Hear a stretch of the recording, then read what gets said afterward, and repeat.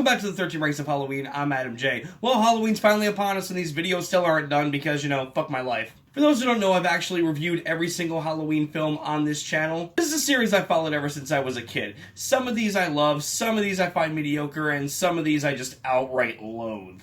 So we're going to take a look back at all of them here today. Here's my ranking of the Halloween series.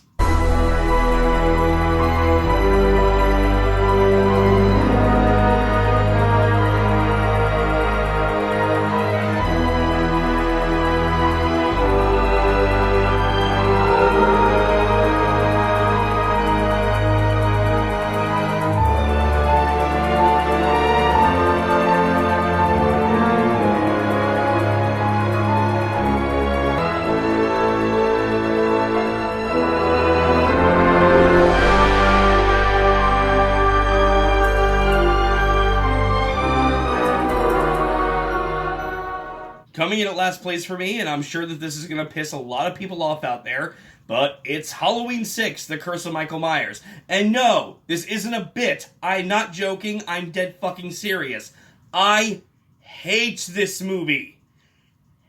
Hates this movie with a burning passion.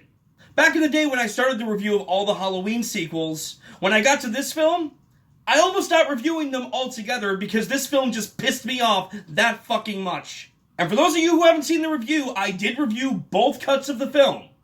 Both the theatrical version and the producer's cut, and I hated both of them. This is the film where we find out that Michael was controlled by a cult the whole time, a couple of stones on the floor can apparently stop him in his tracks. Oh, and yeah, Michael raped and impregnated his 14-year-old niece. This is the one everyone loves. This is the one everyone defends. What the fuck? This is a sickening and disturbing film, and not in the good way. It is not scary in the slightest, the characters aren't the least bit interesting, and the explanation they give for Michael's killings over the years is beyond forced. Yeah, it's not enough for him to just be the human embodiment of all evil or the boogeyman. Fuck all that shit. He has to be the victim of some retard cult, and my god, I don't care. Paul Rudd was introduced in this movie as Tommy Doyle and is one of the most annoying asshats I've ever seen on film. They try to make him a younger, more hipper version of Loomis, and it does not work. He's just a smug and creepy jackass. So what have we learned here? Well, you come across a guy named Tommy in part 6 of a franchise, take him out. But I think what pisses me off the most is how Donald Pleasence went out in this series. Keep in mind that this man loved playing Sam Loomis and happily came back for as many times as he could up until his death. The people making this movie knew that he was dying. So naturally, instead of having this brilliant actor go out with dignity, the last thing we hear this man utter on screen is him screaming in pain like a little girl. Yeah, you guys totally gave this legendary actor the send-off he deserved. Go fuck yourselves. You guys can hate me all you want. This is the worst film in the series to me. This is the only one I had no fun reviewing back in the day, to the point where I almost stopped reviewing altogether, and it remains one of the absolute worst films I've ever seen. This movie go to hell! It go to hell and it die!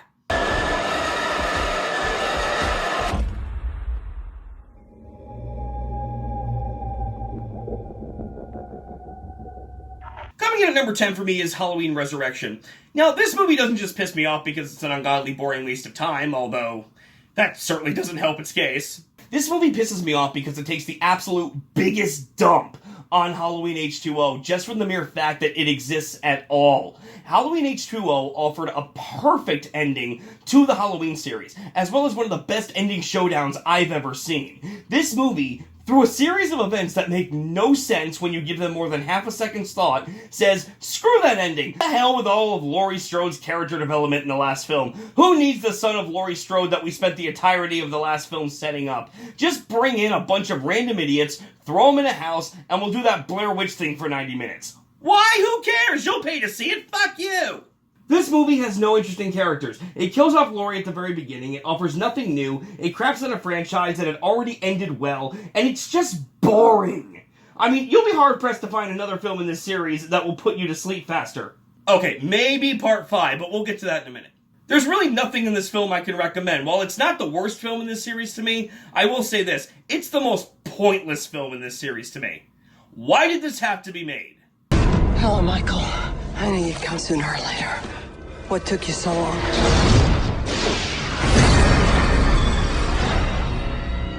Halloween 5, The Revenge of Michael Myers. While it's not as pointless, aimless, or needless as Halloween Resurrection, I have almost the same problems with this film that I do with that film. It's boring, there's a ton of cheap fake-outs, the new characters are bland and annoying, and not interesting at all, and like Resurrection, it dumps on the film that came before it. Halloween 4 ended on one of the best cliffhangers I've ever seen. While not entirely conclusive, had they actually ended the series after part 4, I would have been 100% okay with that. Especially when you factor in the 2 abortions that came directly after. So how does Halloween 5 handle that film's ending? With a cheap cop-out that just brings Michael Myers back after his story had already ended. I, for one, would love to thank Jason Libbs for pioneering this cheap-ass concept. You're a delight. I'm picking up your sarcasm. Well, I hope so, because I'm laying it on pretty damn thick. Rachel is killed off in the first 30 minutes, Jamie Lloyd is a mute for most of the movie and has some weird psychic link with Michael, the Myers house now looks like the Manson family hideout for some reason, and Dr. Loomis acts like a psycho for most of the movie, terrorizing a little girl in a hospital, and later using her as bait for Michael Myers. Oh yeah, that's the Loomis we all know and love. But the worst thing about this movie is Tina. Oh, God in heaven, Tina. Oh. This character was Rachel's replacement, and I challenge you to find a more annoying character in this series. It cannot be done! Her voice, her attitude, her personality, her laugh, literally everything about this character made me want to shoot her in the damn face. While Danielle Harris gives a fine performance while barely speaking a word, there's not much else in this movie to recommend. It's just a bad sequel, plain and simple.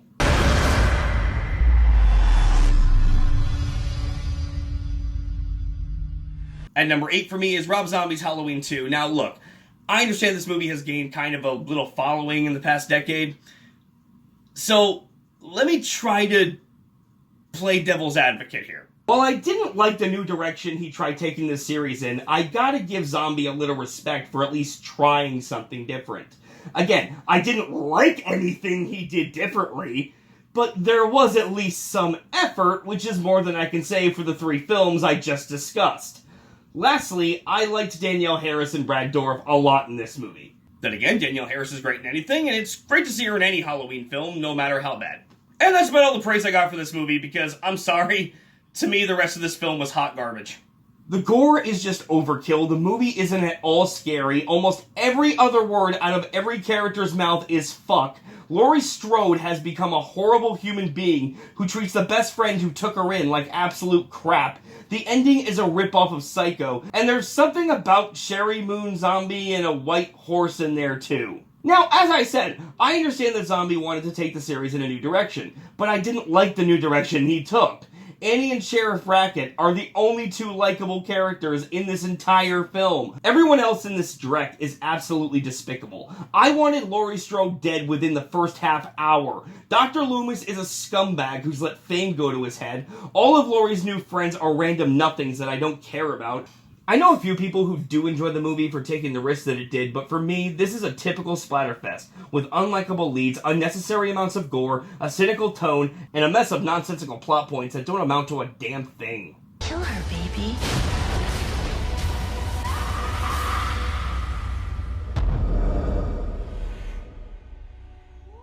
At number 7 for me is Halloween 3 Season of the Witch.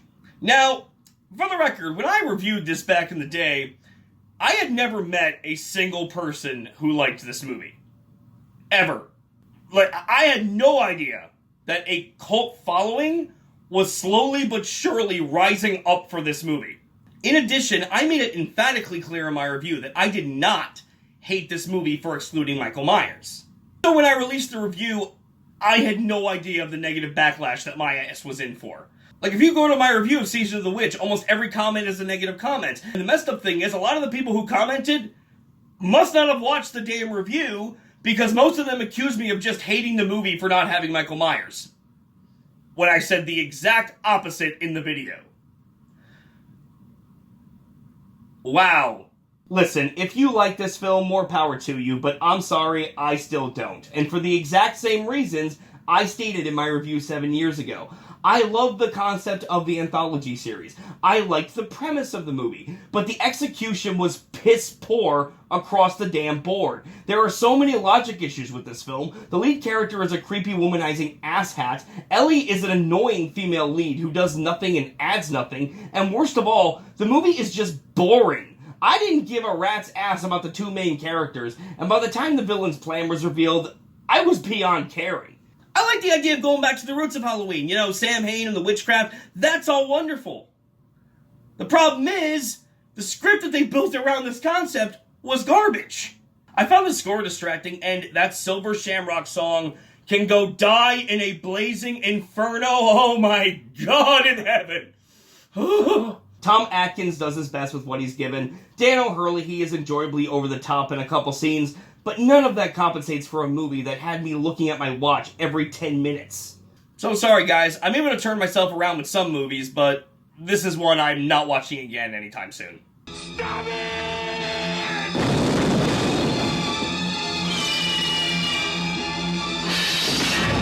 Halloween 3, Season of the Witch, the night no one comes home.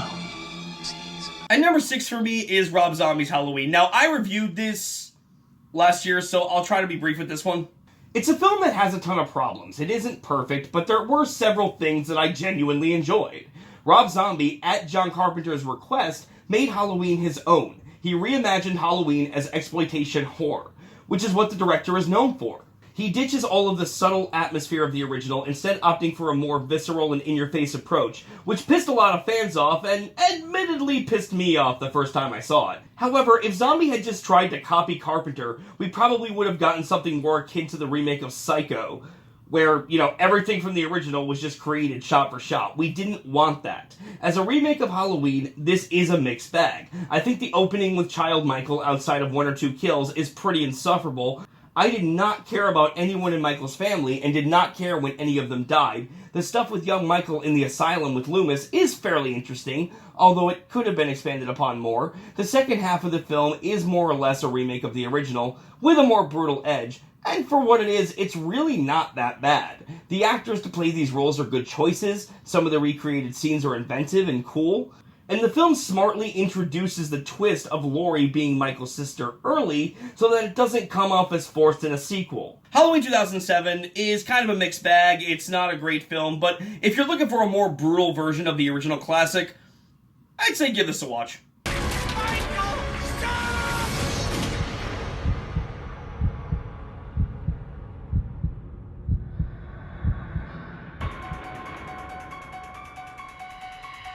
And number 5 for me is Halloween 2018. Now, everyone lost their shit for this movie last year. And as for me, I liked it. I didn't love it. I just liked it. As you can tell from its placement on this list, I do hold it in higher regard than a lot of these movies. But I do not consider it the best sequel. Like, not even close. It's not even close at all. I actually just reviewed this movie in more detail with Cinematic Venom on his channel. I'll leave the link below. Be sure to check that out if you want my full thoughts. Here I'll just give you the highlights. Halloween 2018 was yet another attempt at remodeling the franchise after the failure of Rob Zombie's Halloween 2.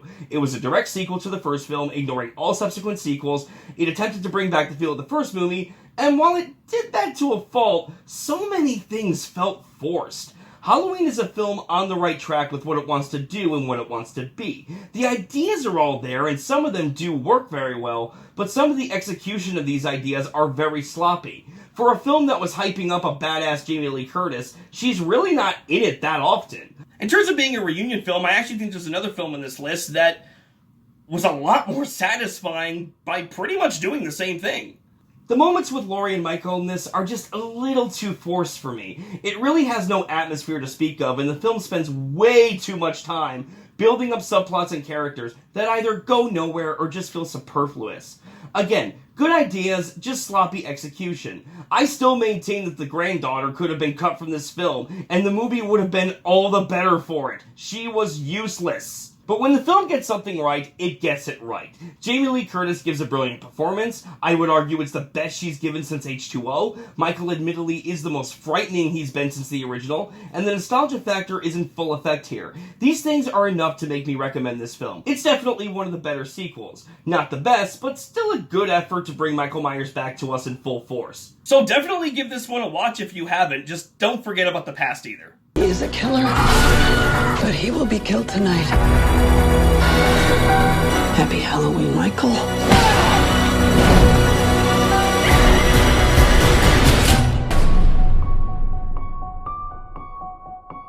At number 4 for me is the original Halloween 2. Now, going back to my older reviews of these movies, if you saw my original review for Halloween 2, you know that I was a little less than kind to it. And looking back on it, while I still feel some of my arguments do hold up, I will admit about half that review was very nitpicky on my part. So, you know what, let's just get my negatives out of the way first. I still think the soap opera twist of Laurie being Michael's sister was unnecessary, but honestly, the film in the number 3 spot ultimately makes me forgive this.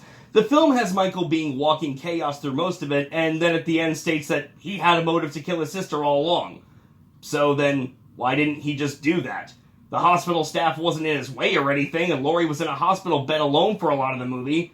This is just the movie trying to have its cake and eat it too, and it just feels sloppy in my opinion. You can't have him be walking chaos for 90% of the movie, and then suddenly give him a motive at the 0 hour. It just comes off as forced. Lastly, the scene with Ben Tramer getting hit by the car was beyond stupid. I maintain that that was a ridiculous scene. Oh, and Jimmy Lloyd's a total creeper, but I digress. Now on to positives. Donald Pleasance is as amazing as ever. The hospital staff are a fun group of victims. The acting all around is quite good. The shots of Michael's POV are done very well. The kills are outstanding at times, especially the hot tub scene. And it does work as a solid companion piece to the first film. More so than the new one, in my opinion. Why? One word. Atmosphere. Halloween 2, whether it be the streets of Haddonfield, the schoolhouse, or the hospital, absolutely drips with atmosphere throughout its runtime, and that is something I did not acknowledge in my initial review. I mean, there are people who consider this the best one, and while I obviously disagree, I can acknowledge Halloween 2 as a solid and worthy sequel, despite its shortcomings. Halloween 2. More of the night he came home. Coming in at number 3 for me is the film that I consider the most fun entry in this franchise, Halloween H2O. This was the very first Halloween film I saw in theaters. I have very fond memories of it.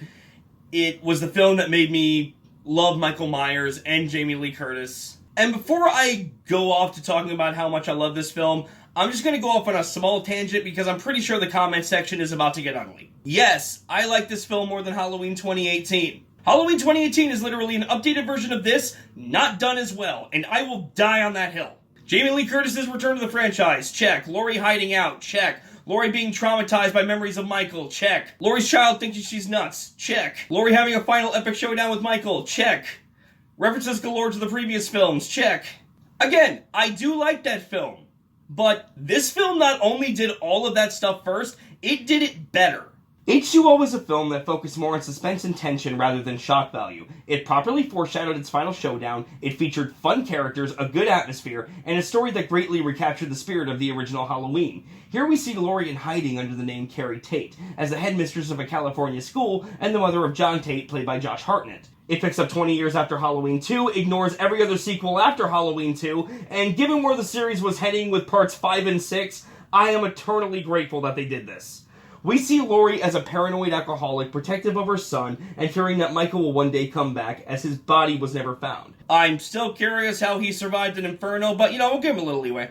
Michael obviously comes back, and John and his friends are now on the chopping block for Michael, with Laurie as their last hope for survival. Laurie must now confront the monster that is her brother to save her son and end Michael for good. It was so great to see this character back in such a fun and interesting way. This is by far her best performance in the entire series, and she just owns every scene she's in, whether it's a scary scene, an emotional scene or an action scene. The references to the original films are all done well. They even brought the character Marion Chambers back for the opening of the film, and it really set the tone nicely. The other characters greatly resemble the characters in the original film, and all do well with the material they're given. And the final showdown is just epic. Everything about the last 20 to 30 minutes of this movie is pretty much perfect. Now, there are a couple problems. The mask often changes throughout the film. I don't know why this was. I know that there was some behind-the-scenes crap involving the mask or whatever. I don't know what the whole deal was on that. I've never really paid attention to that story. But in one instance, the mask is actually CGI, and it looks horrendous. There's also a subplot with LL Cool J being an aspiring writer, which gave him more of a character, but was played for laughs and just wasn't that funny. I feel like this movie has gone underappreciated, and maybe that's Resurrection's fault for, ruining everything that this film tried to accomplish. However, I don't think that that's really fair to put on this film. Regardless of the dumpster fire that came after, Halloween H2O is a more than worthy sequel, and is where the franchise should have ended. It should have stopped here, and we would have all been more than content.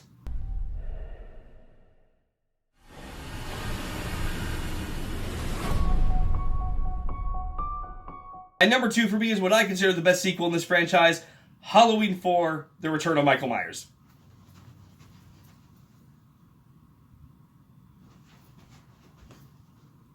I love this movie.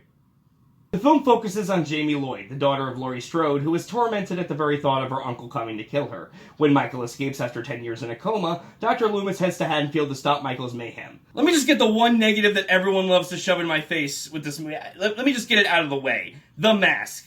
Yes. The mask looks a little too clean, the hair is slicked back, it doesn't really look right. But on the plus side, what I do like about this mask, and what I think that a lot of people really overlook, is the fact that because it's so clean, because it's so white, Michael's eyes are entirely shrouded in darkness. You never see Michael's eyes in this film, which highly strengthens what Loomis said about Michael's eyes in the original film, that he had the blackest eyes, the devil's eyes. So, honestly, the mask doesn't bother me. Now that that's out of the way, where to even begin with how much I love this movie? From the very first frame, it oozes with atmosphere and never lets up. The opening sequence is one of my favorites in the series and really sets the Halloween tone. The characters are all great, with above-average acting for a Halloween sequel. Danielle Harris, at such a young age, gave a wonderful performance as Jamie Lloyd. She was perfect, and it still kind of sickens me how Halloween 5 wasted her potential. Donald Pleasance, Bo Starr, and Ellie Cornell are all great as well. This actually has my favorite Donald Pleasance performance of the series. The movie does something interesting with these characters, as most of them are stuck together for a chunk of the movie inside a house, and yet some don't even like each other.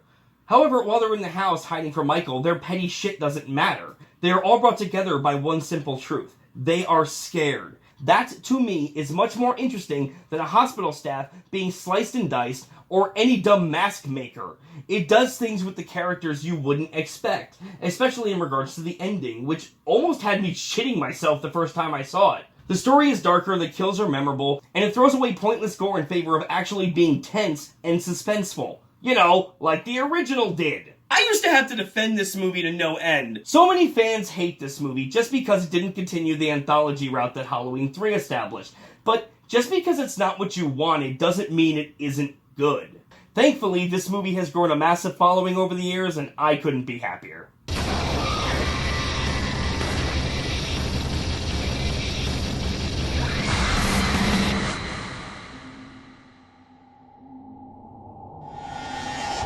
And at number 1 for me, shocking absolutely none of you, is the original Halloween. This is one case where you simply can't beat the original. The story of escaped mental patient Michael Myers, who returns to his hometown of Haddonfield to wreak havoc on a few unsuspecting babysitters. Halloween remains a classic to this day and one of my favorite horror films to date. For a movie made on such a small budget and with so many obstacles working against it, for Carpenter and his team to come out with such a monumental hit is just extraordinary. It's simplistic but effective. It doesn't need to resort to any cheap jump scares or pointless gore. One of the biggest misconceptions about this film is that it's a slasher film, which it's not. It is a thriller inspired by Alfred Hitchcock. Whether it is the opening shot of the killer's POV, the shot of Michael through the window, the reveal of the face out of darkness, this movie focuses more on genuine suspense than it does anything slice and dice related. Laurie Strode represents one of the best heroines in horror history. She feels like a normal person stuck in a horrific situation. While scared out of her mind, she is not hopeless. She knows how to fight back, and underneath all of that fear and trauma, she is a survivor. She remains a standard when it comes to heroines in horror. Donald Pleasence, I can't praise enough. His whole performance was perfect, and this was a character he loved playing. He's like a modern day Van Helsing, and it's great. Now, a lot of people like to make the argument that this film, because it's so old, it doesn't really hold up anymore and it's not scary. But to me, the only thing that doesn't hold up anymore in this film is the dialogue. And the reason the dialogue doesn't hold up is because it's 70s dialogue. It's how teenagers talk to each other in the 70s. So obviously it's going to be dated. Other than that, though, Halloween remains a horror masterpiece for good reason. No matter how hard they try, you cannot beat the original classic. So how would you rank this series? Please let me know in the comments below, and please subscribe if you want to see more. Halloween, the night he came home.